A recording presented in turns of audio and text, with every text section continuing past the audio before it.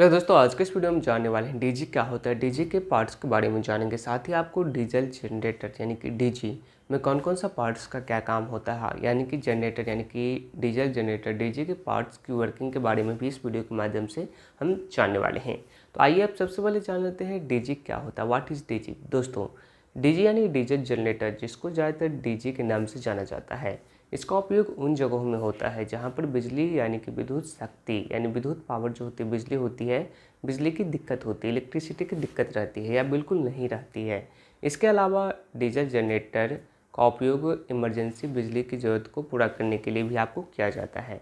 जैसे कि कंपनी में पावर ग्रिड से मिल रही पावर सप्लाई के कारण क्या होता है, तो पावर सप्लाई कट जाती है, तो उस समय बिजली के उपकरणों को चलाने के लिए हम डीजी का उपयोग में लेते हैं। ओके, जैसा कि इसके नाम से ही पता चलता है, डीजल जनरेटर एक ऐसा उपकरण है जो कि आपको डीजल के इंजन और जनरेटर अल्टरनेटर को मिलाकर बनाया जाता है, इसीलिए इसका नाम भी दोनों के जोड़कर डीजल जनरेटर रखा गया है। ओके, तो दोस्तों आइए अब जान लेते हैं डीजल जनरेटर क्या होता है। समझ गए दोस्तों, डीजल जनरेटर के अंदर जो होता है वो आपको डीजल का क्या किया जाता है, डीजल इंजन लगा होता है। डीजल जनरेटर नाम से पता चल गया, क्योंकि डीजल जनरेटर के अंदर क्या होता है, तो डीजल इंजन लगा होता है जो कि डीजल को जला के यांत्रिक शक्ति पैदा करता है और उस यांत्रिक शक्ति से किसी भी उपकरणों को घुमाया जा सकता है।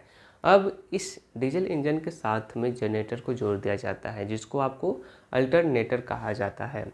और जैसे कि आपको पता चलता है कि अल्टरनेटर के घूमने से विद्युत शक्ति पैदा होती है, तो उसी तरह का डीजल जनरेटर काम करता है। ओके, ये डीजल जनरेटर की साधारण वर्किंग थी कि कैसे काम करती है। ओके, तो दोस्तों जो डीजल जनरेटर होता है, डीजल जनरेटर का उपयोग आपको लगभग सभी जगहों पर देखने को मिल जाता है, जैसे कि किसी भी उद्योग हो गया, अस्पताल हो गया, स्कूल हो गया, और साथ ही कभी कभी घरों में भी इसका उपयोग देखने को मिल जाता है, जो कि बड़ा कमरा घर होता है उसमें। मतलब जहाँ भी हमको बिजली की आवश्यकता होती है वहाँ पावर सप्लाई न मिल पाए, तो ऐसे जगहों में हम डीजी यानी कि डीजल जनरेटर का उपयोग करते हैं। ओके दोस्तों, तो डीजल जनरेटर के प्रकार, डीजल जनरेटर को उपयोग के आधार पर आपको 3 भागों में बांटा गया है। किस किस भागों में बांटा गया है आइए देख लेते हैं। तो सबसे पहला होता है पोर्टेबल जनरेटर, जिसे कि पोर्टेबल डीजी कहा जाता है। दूसरा होता है इन्वर्टर जनरेटर और तीसरा होता है आपको स्टैंड बाय जनरेटर। ओके, तो दोस्तों इसके बाद आता है कूलिंग आधारित बेस्ट, जो कूलिंग 4 होता है, कूलिंग आधारित बेस्ट भी होता है उसमें। ओके, तो आइए अब जान लेते हैं पोर्टेबल जनरेटर के बारे में। पोर्टेबल जनरेटर क्या होता है, इसका क्या काम होता है, आइए से समझ। दोस्तों जो पोर्टेबल जनरेटर का उपयोग मुख्य रूप से छोटे उपकरणों को चलाने के लिए किया जाता है। यह जनरेटर आपको इलेक्ट्रिकल पावर देने के लिए गैस हो गया, केरोसिन हो गया, पेट्रोल हो गया और डीजल इन सब फ्यूल का इस्तेमाल किया जाता है इसमें। पोर्टेबल जनरेटर बिजली की ज़रूरतों को ऊर्जा करने के लिए टेम्प्रोरी रूप से इसका उपयोग किया जाता है। ओके, तो आइए अब जान लेते हैं दूसरा के बारे में, जिसका नाम है इन्वर्टर जनरेटर। इन्वर्टर जनरेटर किसे कहा जाता है आइए से समझते। दोस्तों इन्वर्टर जनरेटर भी बिजली पैदा करने के लिए अल्टरनेटर की सहायता लेता है, जो कि इंजन से चलता है। लेकिन इन्वर्टर जनरेटर में अंतर यह होता है कि इलेक्ट्रिकल पावर देने के लिए 3 चरण का उपयोग करते हैं। इन्वर्टर जनरेटर में सबसे पहले आपको इलेक्ट्रिकल पावर एसी की फॉर्म में पैदा होती है, इसके बाद एसी को डीसी में बदला जाता है और फिर आखिर में इस डीसी को एसी सप्लाई में बदल के इसका उपयोग आपको किया जाता है। ओके, समझ गए। तो आइए अब जान लेते हैं स्टैंड बाय जनरेटर के बारे में। स्टैंड बाय जनरेटर किसे कहा जाता है। दोस्तों स्टैंड बाय जनरेटर का उपयोग ज़्यादातर उद्योगों में, जैसे कि बड़ी ऑफिस हो गया, उद्योग हो गया, बड़ी ऑफिस हो गया, या जहां बिजली की खपत ज़्यादा हो वहां किया जाता है। अधिकतर मामलों पर यह स्टैंड बाय जनरेटर ही होते हैं। यह स्टैंड बाय जनरेटर इमरजेंसी बिजली सप्लाई बाधित होने पर बिजली की आपूर्ति के लिए उपयोग किया जाता है। इसकी केवीए रेटिंग बाकी जनरेटर से क्या होती है, तो बहुत हाई होती है, यानी बहुत ज़्यादा होती है। ओके, तो आइए अब जान लेते हैं डीजल जनरेटर के पार्ट्स के नाम के बारे में। डीजल जनरेटर में कौन कौन से पार्ट्स होते हैं उसका नाम जान लेते हैं। दोस्तों डीजल जनरेटर के अंदर मुख्य पार्ट्स निम्नलिखित आता है। सबसे पहला होता है डीजल टैंक। डीजल टैंक जो कि डीजल इसमें स्टोर किया जाता है। एक एक करके आगे समझेंगे कि इसका क्या काम होता है। इसके बाद आता है वाटर टैंक, इसके बाद आता है फ्यूल फिल्टर, ऑयल फिल्टर, दोनों ही आज देखने को मिल जाता है। इसके बाद आता है एक्चुएटर, इसके बाद आ जाता है नेक्स्ट इंजन। इंजन के बाद आता है लुब्रिकेंट ऑयल फिल्टर, जो लुब्रिकेंट ऑयल फिल्टर भी देखने को मिल जाता है। इसके बाद प्राइमरी लुब्रिकेंट ऑयल पंप भी देखने को मिलता है। इसके बाद आपको कूलेंट टैंक, जिसमें कि कूलेंट रखा जाता है। इसके बाद रेडिएटर एंड फैन देखने को मिलता है।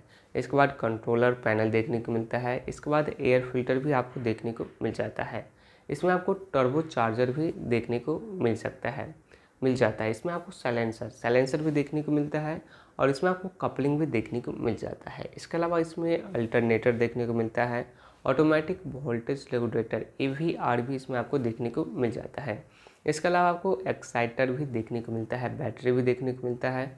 इसके बाद क्रैंक मोटर, स्टार्टर मोटर भी इसमें आपको देखने को मिल जाता है।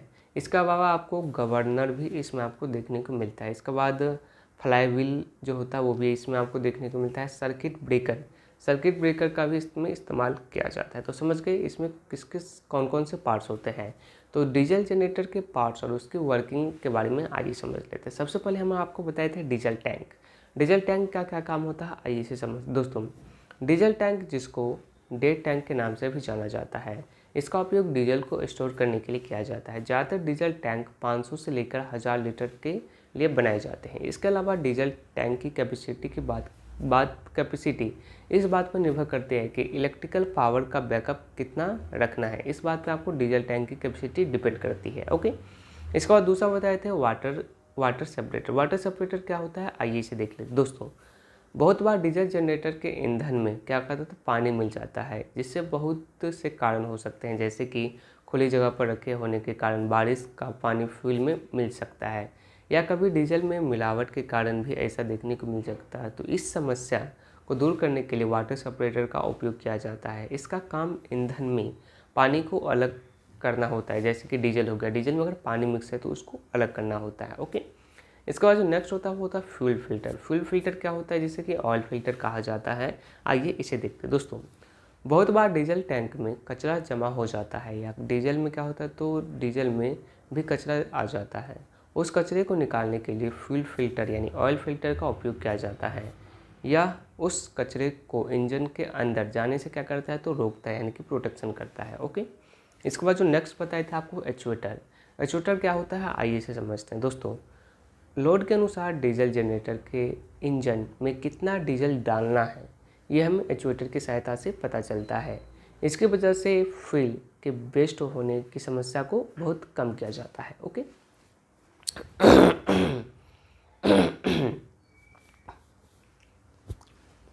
इसके बाद जो नेक्स्ट होता है वो होता है इंजन का काम डीजल को जला के मैकेनिकल पावर बनाने अल्टरनेटर को देना होता है, जिससे अल्टरनेटर इस मैकेनिकल पावर को इलेक्ट्रिकल पावर में बदल के हमें इलेक्ट्रिसिटी क्या करते हैं, तो प्रोवाइड कर देती है। इसके बाद नेक्स्ट आता है लुब्रिकेंट ऑयल फिल्टर। दोस्तों, लुब्रिकेंट ऑयल का इस्तेमाल घर्षण को कम करने के लिए किया जाता है।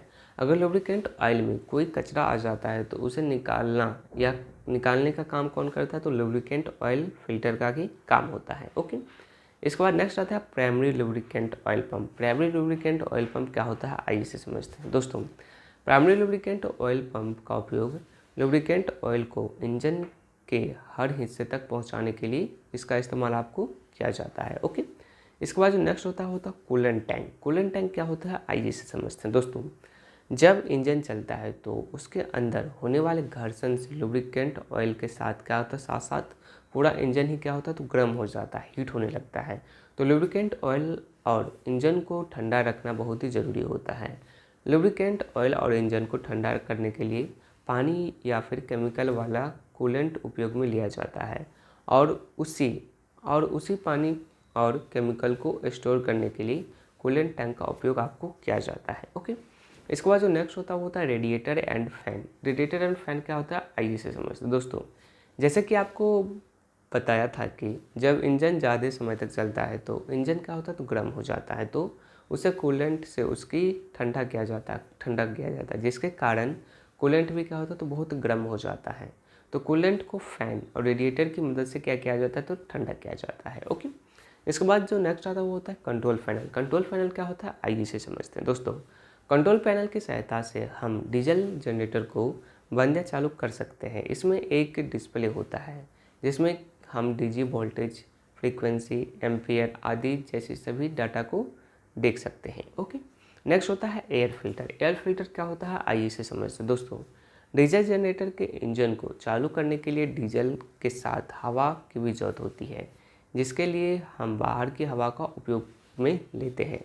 तो इस हवा में बहुत से क्या होता है तो डस्ट और अन्य कण भी होते हैं। तो इसी कणों को रोकने के लिए एयर फिल्टर का इस्तेमाल किया जाता है। ओके, इसके बाद नेक्स्ट होता है टर्बोचार्ज। टर्बोचार्ज क्या होता है आइए इसे समझते हैं। दोस्तों, एयर फिल्टर में हवा के फिल्टर होने के बाद टर्बोचार्जर का काम शुरू होता है। टर्बोचार्जर का काम एक फिल्टर होने के बाद उसको इंजन में पहुंचाना होता है। साथ ही टर्बोचार्जर का काम इंजन में बनने वाली कार्बन डाइऑक्साइड और अन्य गैसों को इंजन से बाहर निकालने के लिए भी होता है।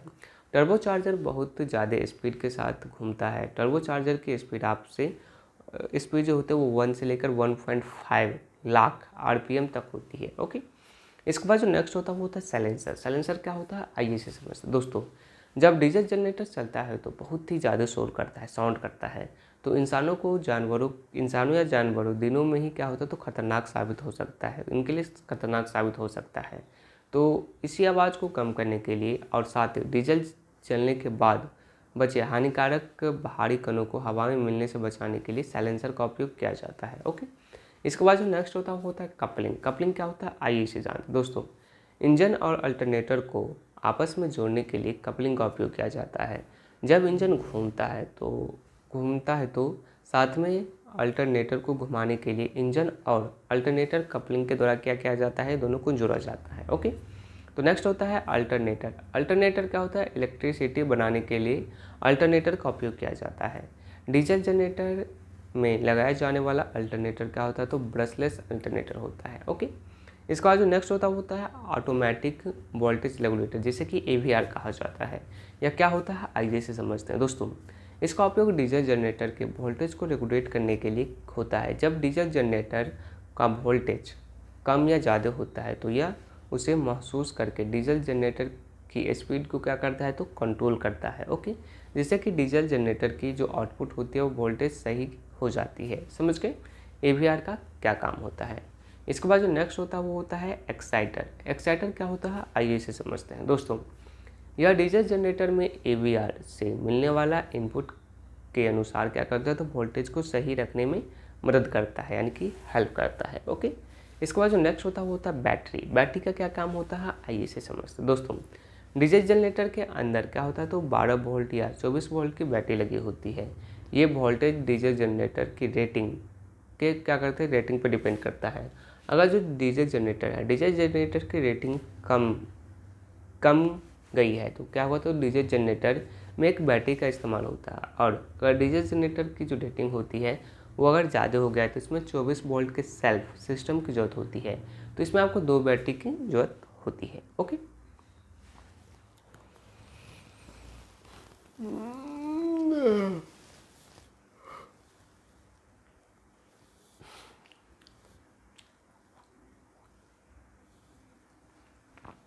इसके बाद जो नेक्स्ट होते हैं वो होते हैं क्रैंक मोटर। क्रैंक मोटर या स्टार्टर मोटर।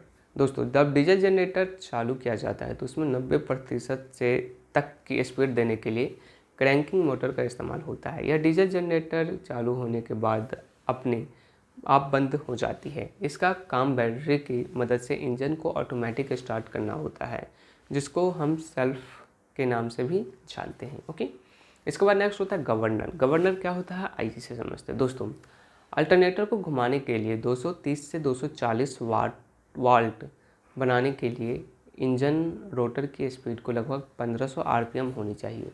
जब डीजल जनरेटर की स्पीड कम या ज़्यादा होती है तो स्पीड क्या होता है तो स्पीड को मेंटेन करने के लिए गवर्नर का ही उपयोग किया जाता है। ओके, इसके बाद नेक्स्ट होता है फ्लाईव्हील। फ्लाईव्हील क्या होता है आइए इसे समझते हैं। दोस्तों, जब डीजल जनरेटर 1500 आरपीएम पर घूमता है तो अचानक ये स्पीड क्या होता है तो कम या ज़्यादा ना हो, इसके लिए फ्लाईव्हील